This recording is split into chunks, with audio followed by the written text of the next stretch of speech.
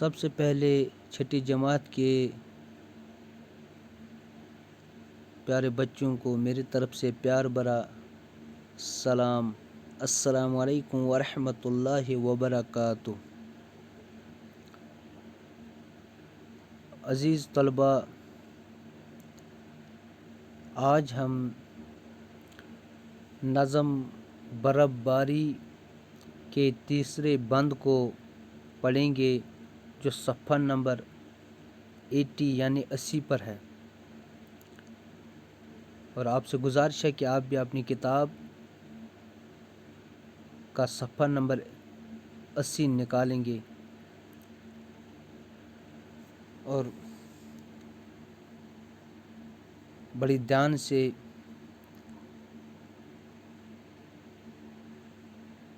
میری بات سنو گے۔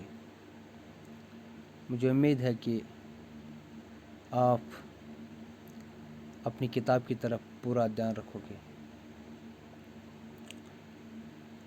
شام و سحر گم، شمس و قمر گم، سب خشک و تر گم، دیوار در گم، ہر ایک بشر گم، سردی کے ڈر سے نکلے نہ گھر سے، دن رات بر سے، شام و سحر گم، شمس و قمر گم،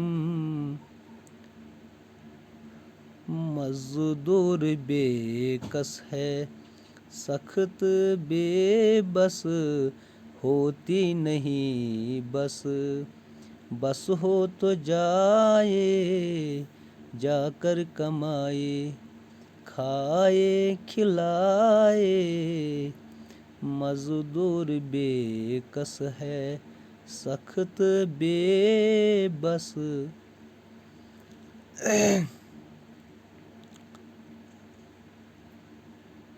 شام و سحر گم، شمس و قمر گم۔ رسا جاودانی نظم کے تیسرے بند میں فرماتا ہے، شام و سحر گم، کہتے ہیں برف باری کے موسم میں شام اور صبح یہ دونوں گم ہو جاتے، یعنی پتہ ہی نہیں چلتا ہے، دن رات میں زیادہ فرق محسوس نہیں ہوتی ہے۔ شمس و قمر گم، سورج بھی گم ہو جاتا ہے اور چاند بھی، سب خشک و تر گم،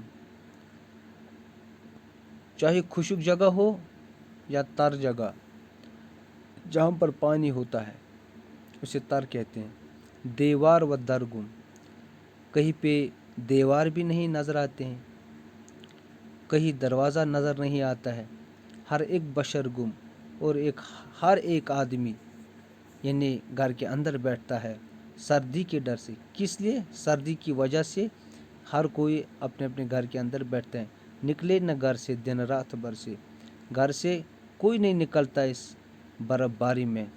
شام و سحر گم، شمس و قمر گم، نہ شام کا پتہ چلتا ہے، نہ صبح کا پتہ چلتا ہے، اور نہ سورج دکھائی دیتا اور نہ چاند دکھائی دیتا ہے۔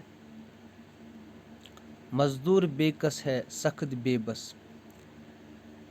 نظم کے چوتھے بند میں رسا جاودانی کہتا ہے، مزدور یعنی محنت کش طبقہ وہ بے سہارے بن جاتے ہیں برف باری کے اس موسم میں، سردی کے اس موسم میں، سخت بے بس، یعنی وہ بے بس ہوتے ہیں کیونکہ انہیں کام کرنے کے لیے موقع نہیں ملتا ہے، انہیں مزدوری نہیں ملتی ہے، اس لیے وہ لوگ بے سہارا بن جاتے ہیں۔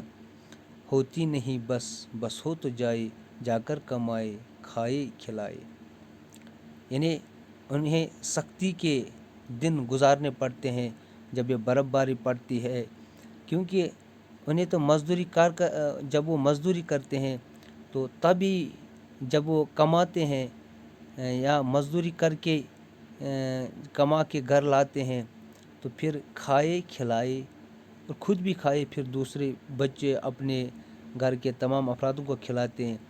لیکن کیا کرے، برف باری کے موسم میں انہیں کوئی مزدوری پر نہیں لیتا ہے، جس کی وجہ سے وہ بے سہارا بن جاتے ہیں۔ مزدور بے کس ہے سخت بے بس، اور یہ مزدور لوگ بے سہارا بن جاتے ہیں، انہیں کسی چیز کا سہارا نہیں رہتا ہے۔